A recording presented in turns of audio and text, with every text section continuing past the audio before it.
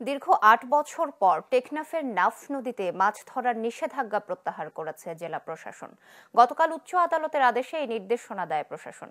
এতে খুশি চরম অভাব অনটনে দিন কাটা টেকনাফের ৭,০০০ জেলে পরিবার। তবে সাময়িক নিষেধাজ্ঞা তুলে নিলেও মাছ ধরার আগে পরে প্রতিদিন বিজিবির তল্লাশি, নির্ধারিত কার্ড বা টোকেন রাখা সহ ৫ ধরনের শর্ত মানতে হবে জেলেদের। ২০১৭ সালে চোরাচালান বন্ধের অজুহাতে ২ মাসের জন্য মাছ ধরার উপর নিষেধাজ্ঞা দেয় প্রশাসন, যা গড়ায় ৮ বছরে।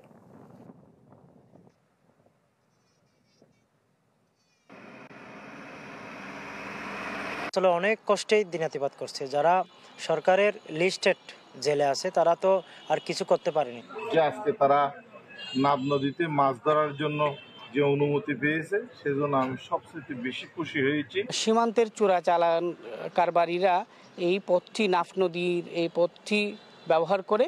তো আমি আশা করব আমাদের জেলে সম্প্রদায়রা তারা এই দুষ্কৃতকারীদের খপ্পরে পড়বে না।